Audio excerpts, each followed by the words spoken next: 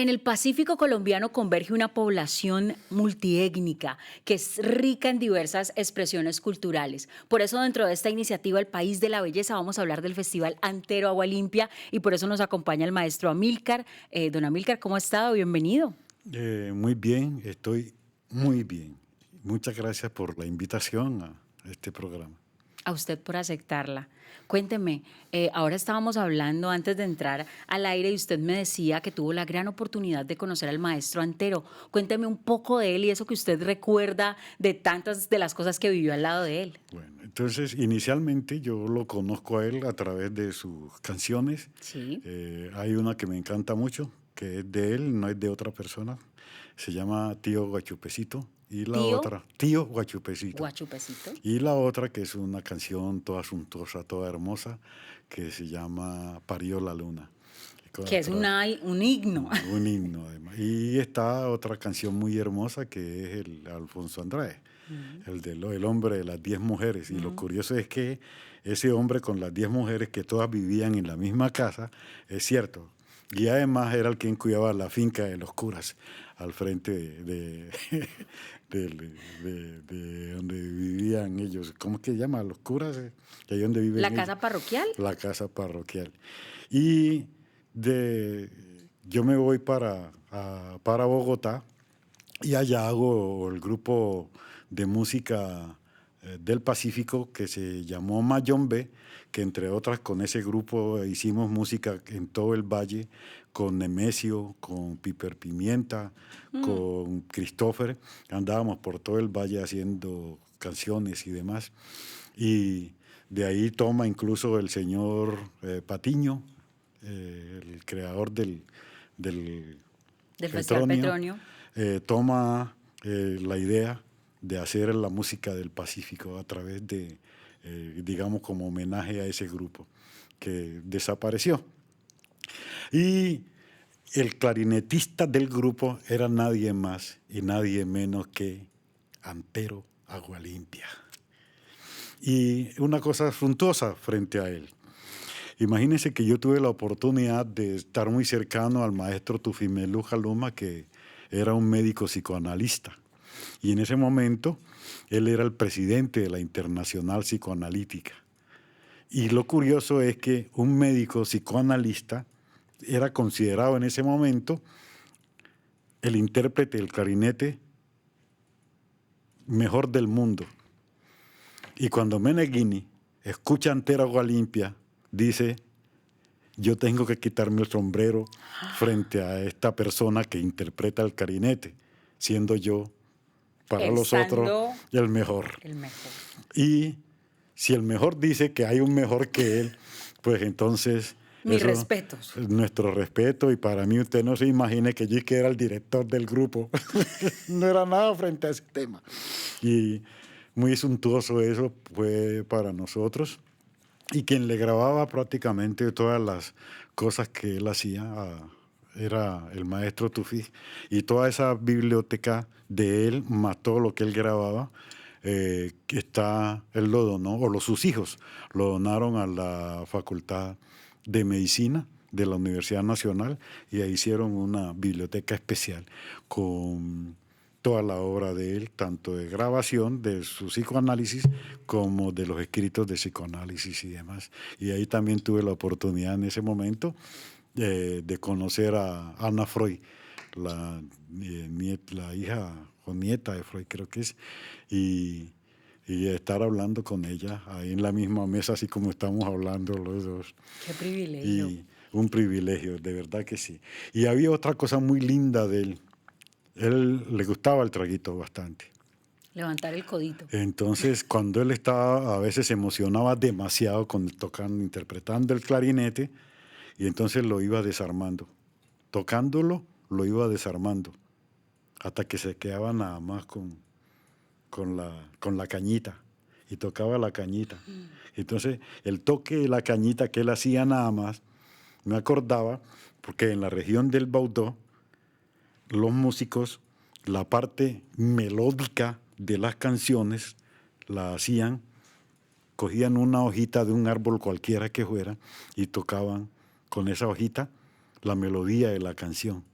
Entonces me acordaba yo de ese instante, de cómo el campesino allá en la región del Bautó, en el río Bautó, o en el río Catrú, donde yo nací, o en el río Duasa, o en el río Ancosó, ellos interpretaban la música baudoseña con esa hojita, y ya me acordaba de él allá, cómo él ya con la caña transformada en la hojita en Bogotá hacía la misma interpretación de esa situación, y después, y tocando, iba armando el clarinete nuevamente.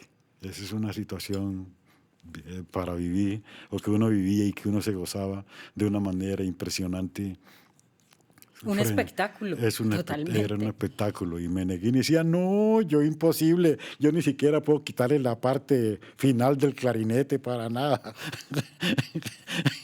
Y era eso, tocar siempre con la situación de desarmar el clarinete y estar tocando. Yo no sería capaz de eso, decía él. De nuevo, mis respetos para el maestro Antero. Maestro, usted está contando todo esto y es como revivir todos estos recuerdos que lo ponen a uno también nostálgico y que lo emocionan. ¿Qué es lo que a usted más lo emociona y lo pone nostálgico cuando hablamos del festival? Y de Quibdó, por supuesto, de esta zona del Pacífico colombiano. Eh, Bueno, yo me vengo del Baudó porque yo nací Sí. en el pueblito que es el resguardo indígena de Catrú, Dubasa y Ancosó. Mm. Y entonces en ese resguardo indígena la Santa Laura fundó el resguardo indígena.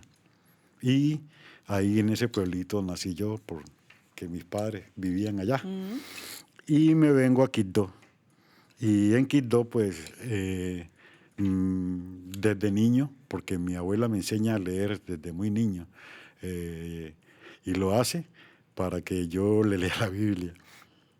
Ah, ese era el El objetivo. objetivo era ese, y a los 4 años y medio yo ya la había leído desde la primera letra hasta la última letra, la Desde Génesis Biblia, hasta a mí Apocalipsis. sí, a mi abuelita, incluido los amores de Salomón y la Sulamita. Sí, sí, sí. Entonces, el cantar de los El cantares. cantar de los cantares, sí, señor. Entonces, esa situación hace que ella de ahí para allá me comience a enseñar poesía con tema negro. Entonces, imagínate, yo a los 4 años y medio, 5 años, yo te hablo de Nicolás Guillén, te hablo de poemas con tema negro de Neruda, te hablo de poemas de Zacarías Talé, te hablo de poemas de Luis Pales Matós, y yo era un fenómeno, No, pues a esa edad. porque a esa edad incluso los mismos profesores del colegio me hacían barra porque yo hablaba de Nicolás Guillén y hacía un poema de Nicolás Guillén. Y aprendí también a musicalizarlos. Por ejemplo, el Mayombe, Pompé Mayombe, que es la canción, el poema Sensemayá. Luis Pales mató Calabú y Bambú, Bambú y Calabú. Y eso yo lo comencé a hacer desde niño.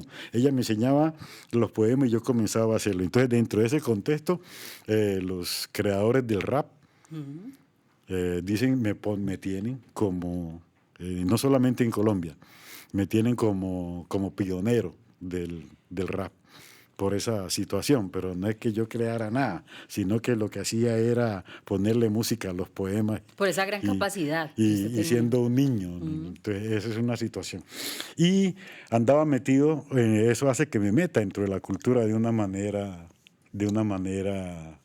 100%. Y así comienzo a aprender todo lo que es mi identidad cultural, porque para mí, además de todo lo que es lo político, lo social, lo económico, lo cultural está inmerso también como una cultura propia dentro del contexto de mi situación, como también del rescate de los valores culturales, políticos, sociales y económicos del hombre negro, porque de niños prácticamente Lo llevaba en las venas. eso, y además después comienzo a usar el arte como una proyección de la cultura del hombre negro. Y me encuentro con esa situación de los poemas del del maestro Anteragua Limpia. Entonces tú miras esa canción de Tío Guachupecito, no sé si la has oído, es una belleza impresionante. Esa no la he oído, maestro. Tío Guachupecito, siéntese, siéntese. Entonces, ay, paraíto nada más, ay, sobrina, paraíto nada más, ay, sí. Pero entonces, cuando tú escuchas esa interpretación del clarinete, sobre todo como él lo hacía, el clarinete hablaba, cantaba, de todo lo que tú quieras, porque era una situación impresionante con esa interpretación que él hacía de ese instrumento. Y luego el Parió la Luna, que ese sí la Ah, no, conoce. esa, pues que con lo que le decía, es Antenoche y que anoche, parió la parió luna. la luna, parió 25 luceros y una potranca y una... Imagínate cómo así que va a parir la luna 25 luceros y una potranca. Entonces, son elementos poéticos que le permiten a uno encontrarse dentro de una realidad que, por ejemplo, uno lo ve. Cuando tú estás aquí viene el río Quito, y Sí. aquí va el río Atrato. Entonces el río Quito desemboca ahí en el río Atrato. Y entonces, cuando tú levantas más o menos 30 grados, está un lucero, que uno le dice el lucero de Quito. Y eso comienza a aparecer desde las 4 o 5, 6 de la tarde y uno está ahí llevando el sol del río Atrato y además gozándose toda esa situación con la desembocadura del río Quito y escuchando las canciones. Pues a mí que me tocó escuchar las canciones en vivo, ya no me toca el picó de las canciones para escuchar a Alfredo Gutiérrez y a los corraleros de Majagual, que era la época Sí, que me tocaba. en ese momento. Y sino que todavía escuchábamos a los músicos tocando ahí alrededor a la orilla del río Atrato, porque ahí en la carrera primera, ahí donde hicieron el malecón, Sí, si señor. estuviste ahí en donde hicieron el festival, Sí. ahí exactamente. Pero entonces más arribita, porque aquí está la iglesia y aquí está la parte del malecón donde hacen el espectáculo y más acá está más o menos la parte de la plaza de mercado y ahí al frente está la desembocadura del río Quito. Entonces, obsérvate tú que ya hasta esa manera de entender uno las canciones lo mete uno hasta en el espacio, lo mete uno en el territorio. Y eso lo vas a encontrar en todo el Chocó. Y lo vas a encontrar en todo el Pacífico. Entonces son situaciones que uno se goza, que pues, imagínate, la vuelven festival. A ese punto, a ese nivel. Entonces todos estos elementos de una cancioncita y todos estos elementos de un territorio lo vuelven festival. Y entonces cuando tú te montas o te pones en una canoa, imagínate que va el boga con el canalete y adelante va el boga con la palanca. Entonces son elementos que te van mostrando también cómo el sonido del canalete te da una canción. La entrada de la palanca en el agua te da otra canción. Y cuando tú llegas a tierra, todo ese fundamento que prácticamente tú estás oyendo como agua abajo, de un momento a otro tú lo vuelves acá, cuando pisaste tierra, un abosado.